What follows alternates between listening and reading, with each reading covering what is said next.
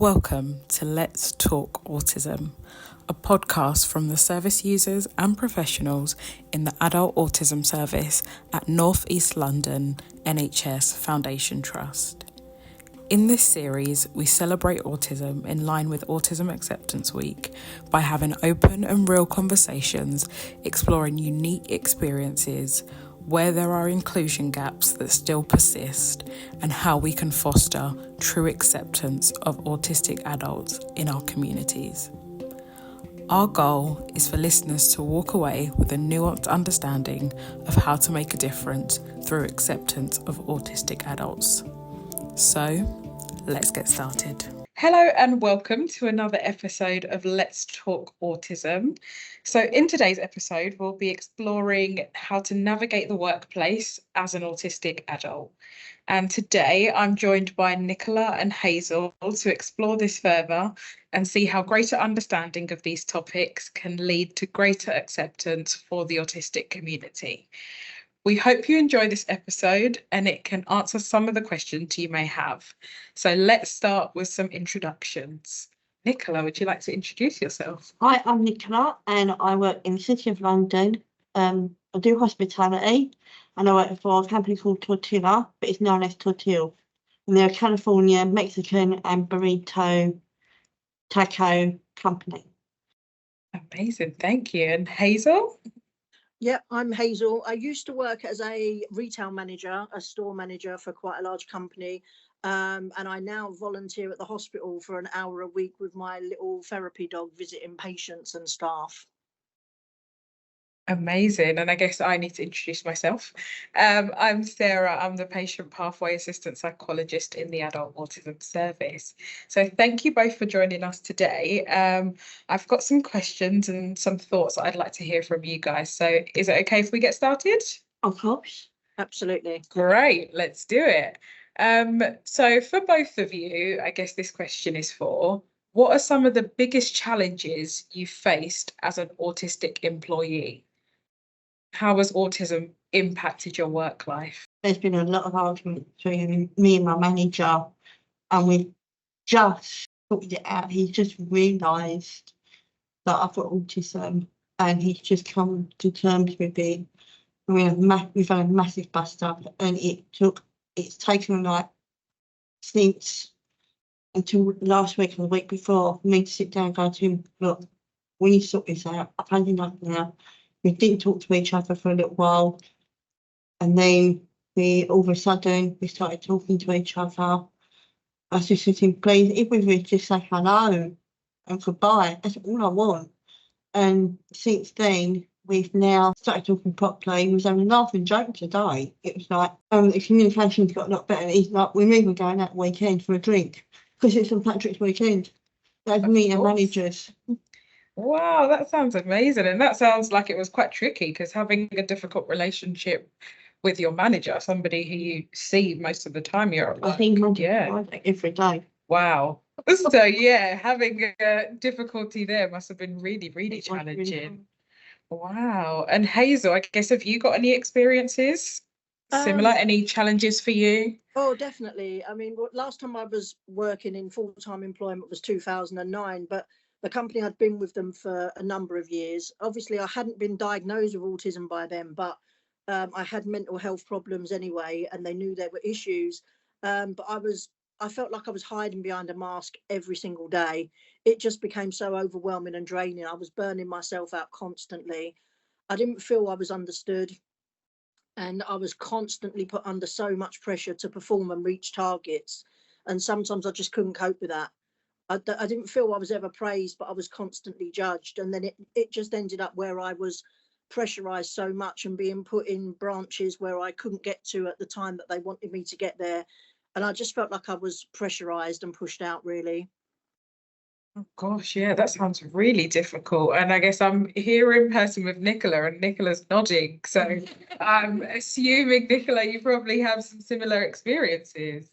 I've actually felt as if I weren't part of the team, I weren't wanted, the hours I was getting was rubbish, and the hours I've got now are okay. I've done a little bit of training today for the burrito bit and he's happy with me now. But yeah, that is exactly what Hazel has said. It's exactly what I've been going through as well.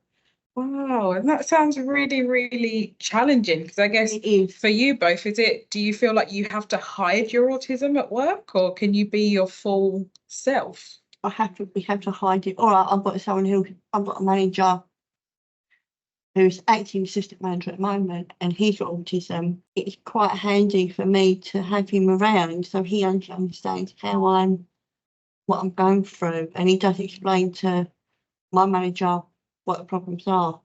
But it's taken a lot of work for me to get where I am, and I only got diagnosed a year ago this month. Wow, so a year ago this month, exactly. Wow. And I guess Hazel, is that kind of the same for you? Did you feel like you had to hide your autism and you Yeah, I mean, couldn't, I only got my diagnosis in January this year, so it's quite new to me. But when I was struggling, when I was working, I always felt I had to, and I think I still would today. But where I volunteer at a hospital now. I only go for an hour a week with my dog, but I feel that they completely understand me. There's no commitment. And even recently, I wasn't able to go in for about 3 or 4 weeks, and they were fine with that. They said, take as much time off as you need. We appreciate what you do when you can do it. So just do it as you can and don't push yourself too hard. So I'm in a completely different environment now, which is nice. Yeah, definitely. And that sounds really helpful. And I guess that kind of leads on to my next question, actually, which was, what accommodations and adjustments have been most helpful for you at work? So I guess I'll ask you to start, Hazel. Yeah, I think at the hospital when I first applied to be a volunteer there, I was completely open. I thought, you know what, I still hadn't been diagnosed, but I was waiting for an assessment. But I felt that I was autistic, so I was completely open with them and told them how I was and how I reacted to things, and that I struggle with my emotions quite a lot, and I do get upset quite easily. But they were fine with that. They were happy to have me as a volunteer, no matter what package I came with. And they've always been good with that. I've had times where they've got me a counsellor to talk to for a certain amount of time when I couldn't cope. When I lost a friend last year, they were very, very helpful. Yeah, and I go there and they've got a nice garden. So if I feel that I'm getting overwhelmed, I can go and sit in the garden for 10-15 minutes and calm myself down, which is nice. Yeah, definitely. And that sounds like they've been really, really helpful. And I guess, did you just ask about them? I saw an advert asking for pets as therapy dogs at the hospital, and just felt, well, my dog had been to care homes before, and I thought a hospital would be nice because it's people of all different ages. And I don't leave my house. If I go out in the morning for like 10 minutes and that's it. So this was a big challenge for me because it gets me out of the house for a couple of hours once a week. So it's made a huge impact on my life just doing that 1 hour of volunteering. Yeah. Oh, that sounds really, really great. And thank you for sharing that, Hazel. And I guess same question to you, Nicola. I guess what kind of accommodations and adjustments have been helpful? They've now only said to me, my acting assistant manager said it to me, and my manager's now said, if I need to have 10 minutes, they just let me have 10 minutes away. And he also suggested on Friday me to get that as well. Oh, wow, amazing. So I'm being shown Nicola's badge, which reads, I'm autistic, please be patient with me. Again, a question for both of you. In what ways have you educated some of your colleagues about autism to help build more acceptance? So do you want to start, Nicola? What's been helpful? I think since I've had this, Yeah. I only got it yesterday. So since yesterday, because I've got this new badge, this badge now, it's like, oh, and they're going, oh, we need to be a bit more patient with you now. I'm like, yeah. And then they have realised, they've been realising for a little while, like, do something different, but they are trying to react and try and interact me with the full team. And they are being a bit more patient with me. Okay. Much more understanding, yeah.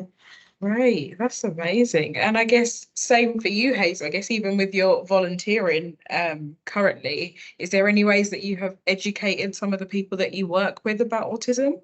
Yeah, I feel that I've opened up from the beginning. I've never hidden anything.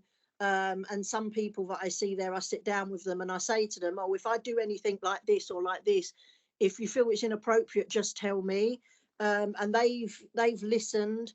And going on to with you guys, I've literally finished today one of your courses, and I've learned a lot from that. And every time you learn something, I think you share what you learn. And I have been sharing with people things that I've learned from the course, and it's made them open their mind up a little bit more and try to understand a bit more. Yeah, definitely. That sounds great. We've got one on our, we've got an thing on our a course on our thing on attention skills. It's actually for it's autism awareness, and everyone's had to complete it. Wow, in your workplace. That is very, very good. So It's one of our modules. They've had to do the module, so they've had to do that course to finish the modules. yeah, And I've made my manager do it as well. that's good. And it's definitely, like you both said, it's about learning and, sharing our learning with others. And I think that is something we've tried to do as well as a trust and as a service. Try and speak to other different teams as well and educate them about when they're working with autistic clients as well. As we know, autistic people can have multiple different diagnoses that come alongside that. So they probably won't just be involved with our service alone. So it's about how we can, educate other co-workers as well. I think it's educating ourselves as well. I mean, yeah, I say I've only got diagnosed in January, so I'm still learning a lot from it, and I'm reading the books and looking at the slides that I'm sent and stuff, and I think I'm learning a lot. So to be able to teach other people as well is helping me to learn as well. And I think the first thing is to understand it yourself. Just having those sessions and, like Hazel said, educating ourselves actually, I think, is where we start from, and then we can spread that more widely. I guess for you guys, how do you think your employers or employers in general could, support and retain autistic talent? So I guess what kind of policies should change in the workplace, or what kind of training do you think there should be available for staff? So I guess I'll go to you, Hazel, first. Yeah, I think all staff to be trained on autism, really. Even going as far back as children at secondary school to be taught about autism and how it can affect people. I know it's a very difficult thing to teach because it's such a wide variety of different traits, but I think if people need some sort of an understanding of it, and especially like when you're in a workplace, if you're in a small team of people and they know there's at least one person there that's autistic, then just for them to even take the time to sit down and let that person talk to them and explain how their ways are and how they cope and what helps, I think is very important. I think the most important thing is never to be judged, but to be praised and to be spoken to like a human being and explained what we're doing wrong, if we're doing something wrong, and how things can be improved. And I think that I get that at the hospital. I don't get judged anymore like I used to at work. I think it's more looking at the positives than looking at the negatives. Yeah, definitely. Thank you for that, Hazel. And I guess same for you, Nicola. What do you think? More the less shouting. Less shouting. It's like my manager's shouting quite a lot. I'm going to him. You need to support me. You need to get me to one side, not in the office, just one side and go, why are you doing that? We don't do this. We do this. We do this. And just to do a little bit more communication and to sit down informally and listen to the person and understand their needs. Yeah, definitely. And I guess what I'm hearing is, kind of getting to know you better. Yeah. It's a communication, a bit more. Yeah, definitely. Kind of understanding you and your needs and how you best receive information. Because I guess, I always say if somebody's like a visual learner, and they like, colours and different post-it notes, it may not be helpful sending them a 3 hour long, audio message for them to listen to and learn. We need to understand what works for everyone and adapt ourselves to And do it needs that. to be given out to everyone in the actual wherever Yeah. you work, because this is the problem, is the communication within work. Not everyone in in the company know about autism. All right, yeah, they may have to do the training, like the training I told you about, with the like teaching the skills and everything.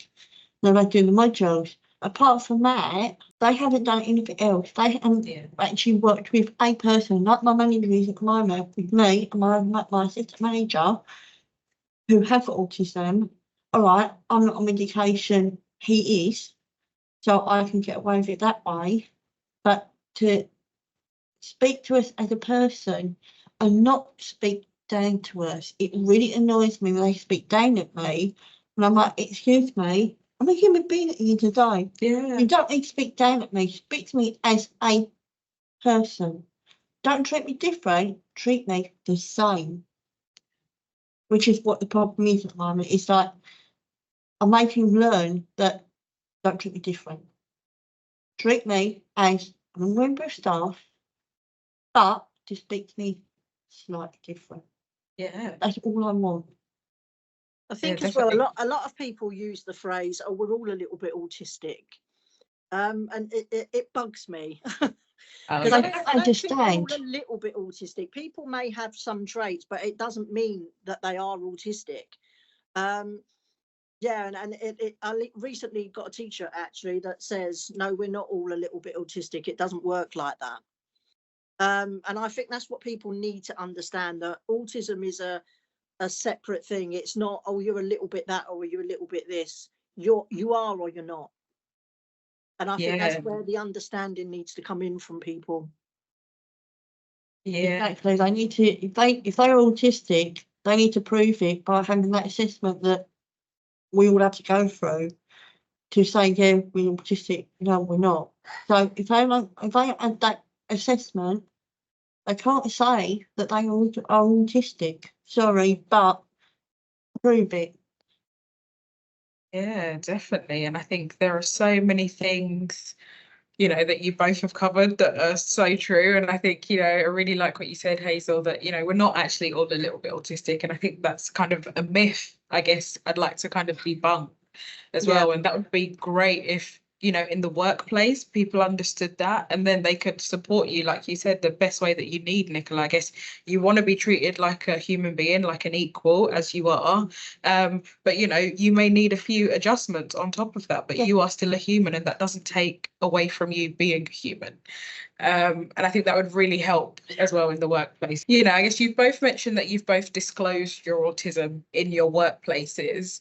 And I guess how for both of you was that experience? How did it go down, I guess? How did your managers or your co-workers respond? So would you like to start, Nicola? What was that like for you? I was waiting for, I told him I had the assessment, went for the assessment on the 2nd of March. I had to wait for a little while for it to come back. It did come back, and I was actually in work when the email came through, and it was my new manager, and I went, "Oh my God, no." And he went, "What?" And I went, "I've got autism." And he went, "You are joking." I went, "No." And I can show me the full email. Yeah, But definitely. I shouldn't have to show the emails and paperwork. I show both my managers the email that I've got on my phone and the actual paperwork that I've got through paper through, like by paper. Yeah. I went, right, that's proof of my phone, that's proof of my paperwork. Now take it in and realise this is happening. Yeah, definitely. And I guess how about you, Hazel? I guess how was it received for you? Well, as I say, I was only diagnosed in January. So, Yeah. but when I applied at the hospital, I did explain to them I was waiting for an assessment and that I felt I was autistic and my therapist felt I was autistic. So But they said, that's not a problem. We're here for you anyway. We've got other volunteers that are autistic. So, we work around that. There's not a commitment with volunteering anyway. We just respect you for coming in and giving your time.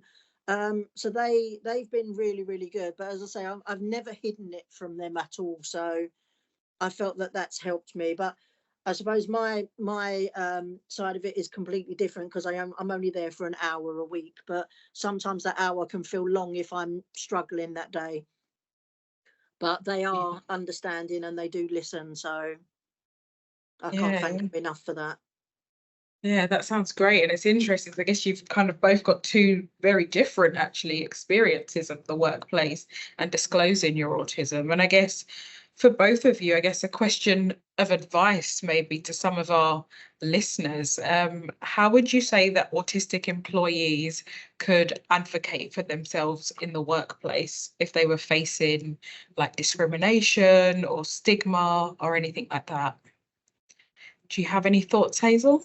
I think the most important thing is to know you've got somebody in the workplace that you can trust, and that you can open up to. I've got people within the patient experience team that I know I can go and talk to if I need to, and if I need support with something. And I have on occasions been upset by something and I've gone and had a chat with them, and we've sorted it out. And I feel that that's the important thing, is to have someone that you can trust and that understands what you're going through. Yeah, definitely. And it's always great to have somebody on your side, and somebody who you trust, who you can go and speak to.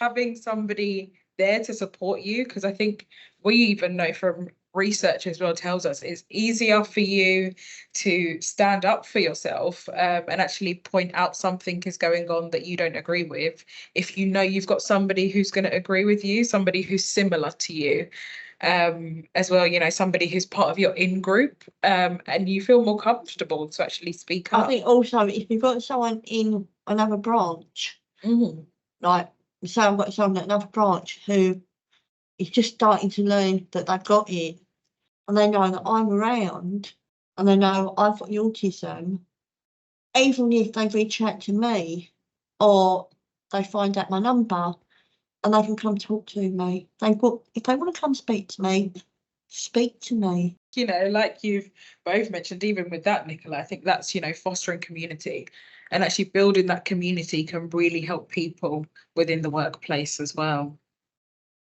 Definitely. So I guess just moving forward and thinking again, I guess what advice would you guys give to other autistic adults when it comes to finding or maintaining employment? So I guess what would you want them to know if they were looking for a job, or if they're trying to keep and maintain a job? What do you think, Nicola? Some days I have really good days, some days I have bad days. Just bear with me. If I have a bad day, please just give me 10 minutes out and I'll come back full force. Yeah, definitely. And that sounds like a great one of resilience, actually, to not give up, even when things are difficult, keep persisting. And it seems like you've done that and you've got your reasonable adjustments, which sounds great. I'm still going through, still working them out. Yeah, definitely. I think there will still be work to do, but it's definitely something that seems like it's in progress. And that's amazing. I guess, what about you, Hazel? Did you have any advice for people about finding employment or maintaining? Yeah, I'd say most importantly for me is to be you and be open and honest about your condition. And I think if people struggle to get employment and things like that, then maybe get some experience to build up your confidence, even if it's volunteering like I am for an hour a week or whatever you can manage, and just build up your confidence, but allow yourself to be you and not hide behind a mask. Yeah, definitely. Bring your whole self to work, we're told. I did do a little bit of volunteering in barking at PDSA charity shop, and doing that, I did do a little bit of volunteering. Then I went into, all right, I'm going to break now. I did work in for an agency in hospitality, and I did work at the 3 main football stadiums. Wow. And I was waiting for a diagnosis, and I just got the diagnosis, and it stopped last year before. So it's taken, get that experience, get the training behind me for me to get this job, and that's what's helped me get this job. Yeah, wow. I've been there nearly 2 years this year. Wow, already. Time flies, doesn't it? So yeah, definitely getting some experience can really help you. It helps you kind of understand maybe a bit more about what to expect, and how the work situation might be for you. So that sounds like really great advice. Thank you both. And I guess my next question for you is, what strengths does being autistic bring to your career? So how do you use some of your strengths, Hazel, in I what you think do? I'm particularly honest, reliable, and yeah, I just give everything my all. I do the best that I can, and if I'll make myself ill trying my best, and I think that's, in a way, that's a good thing, because it shows I can push myself to my limit, but I know when to stop. Um, but yeah, I think that doing it is worth it to get that little bit of praise at the end of the day. Just seeing a couple of patients with my dog and seeing the patient smile, just, it makes me happier than when I was working for a living and earning quite a lot of money. And this makes me happier just seeing someone smile. Oh, that sounds lovely. Thank you so much, Hazel. And Nicola, what would you say some of the strengths? I've been doing it for nearly 2 years on and off. I've just recently been doing it properly because the assistant manager we had is at another branch now, and they've now given me the job on a Friday to deal with accounts in the branch. And I mean the accounts. I literally do all. And I guess, would you say that is part of, that you're quite a detailed person and you've got quite attention to detail? Do you think that helps? It's been split between me and my acting assistant manager, so he does half the work. Yeah. Right, yeah, my supervisor is just starting to, my acting supervisor now, he's just starting to do the ordering. Oh gosh, so it sounds like you guys are using your strengths quite a lot in your roles, and that sounds really, really amazing. And I know we kind of touched on this a bit earlier about, finding someone who can support you and who's similar, but how can autistic employees find community and allies at work? So what's been helpful for you, Nicola, in finding your allies at work? I think I didn't realise that my acting assistant manager didn't have autism. And I spoke to him and he went, "Oh, I have. I've got the ASD, I'm on the spectrum for it." I went, "Oh, are you?" And well, I went, "Oh, I've got it as well." And it was when he was supervisor, and I had to admit, even when I told him, I told him before I told my manager that I had this today, and he went, "Do you know what, Nicola? Go and smash it. Be yourself and do it. You're doing it for all the autism people out there who are in the workplace. It's not spoken about. Go and smash it and do it and be yourself." And then today they've all gone, "Just be yourself, Nicola, and just do it. We need that there. But please, we want to listen to the podcast after." I went, "I'll sort that out later." We'll have to give them an exclusive preview, I think. But no, you're right. And you have smashed it. And it's been wonderful having you on. And definitely, just finding someone who's similar to you. And I think once somebody shares something with you, it helps you open up and share as well. And that can be really good He's for a building phone for me. community. I can WhatsApp him and Yeah. he'll WhatsApp me back. Yeah, just being there for each other as well, and supporting each other. That's absolutely amazing. And anything else from you, Hazel, that you wanted to add about finding community? Yeah, that's a difficult one for me, because really I feel like I'm the chauffeur. I've taken my dog to the hospital, but he's the one who does the volunteering, and everyone chats to him. I mean, they do.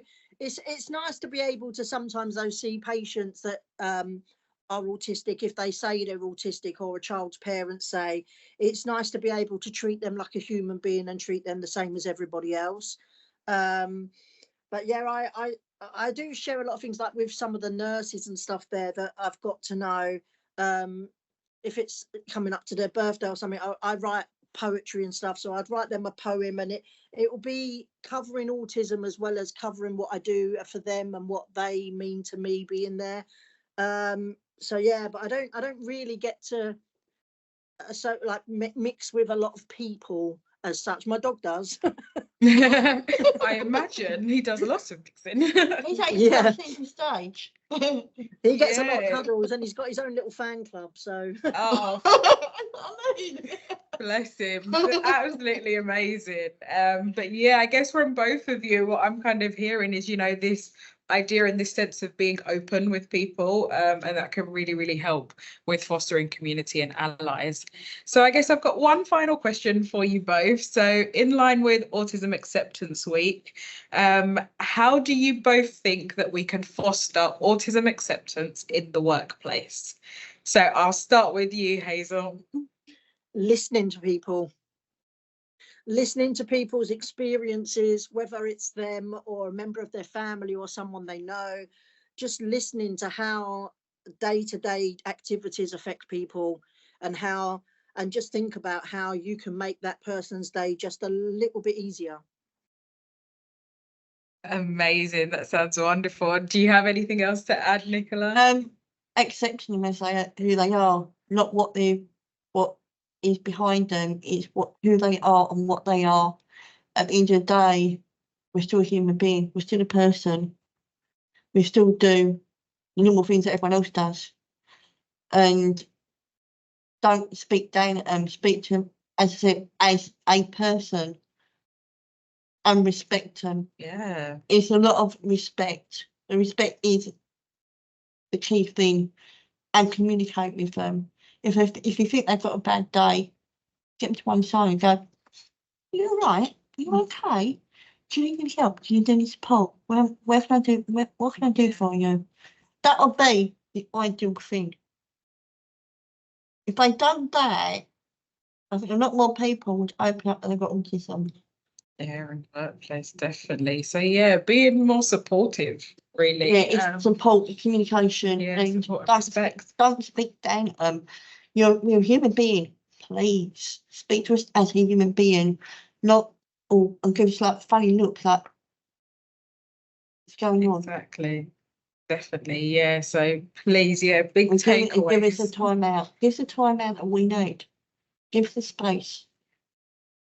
Definitely. Big takeaways from this, reasonable adjustments, being supportive, being respectful, being open. So yeah, it has been a wonderful conversation. Thank you both. I believe just before we close, as Hazel mentioned earlier, she does write poetry. And Hazel has very graciously written a poem for us about work and autism. So I'd love for Hazel to finish off. Oh yeah, with please. that poem. Thank you. Working with autism, thinking back to when I worked for a living, the way I was treated was unforgiving. People didn't understand what went on in my head. Instead of listening to me, I was misread. Why was work like life such a big struggle? Why is the world such a cryptic puzzle? Sometimes I struggled to work out the answers. It was like watching a ballet without any dancers. I longed to know why I felt like this. I needed to get some worries crossed off my list. Nobody understood it, not even me. I just wished for once that they could see. There always seemed to be something missing. Needed someone to talk to, but they weren't listening. Struggled to deal with the stress and the overpowering emotion. Constantly pushed to perform and reach for promotion. I hope as years have passed, things have changed. I hope employers listen and help is arranged. People with autism need support and time. Our step on the career ladder is harder to climb. I now volunteer at a place that understands my ways. They don't judge me and they do give me praise. Feels good to know that someone's proud of me. It helps me to realise just who I can be. Wow. Oh That's wow, thank you. amazing. Thank you so much, Hazel, for that. So thank you both for joining us. It has been absolutely wonderful having you both on this episode. We hope for the listeners you found this helpful and useful, and we hope you will join us for another episode very soon. So take care. Bye.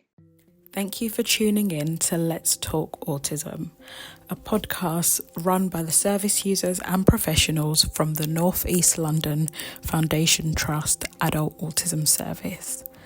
That's all for today's insightful discussion, and I'd like to thank our guests once again for sharing their perspectives and experiences so openly. This podcast aims to foster greater understanding, acceptance, and inclusion for autistic adults. We still have work to do, but conversations like this help us move that mission forward. We hope you will join us in another episode, and until then, be open, inclusive, and accepting to foster a more welcoming society for the autistic community.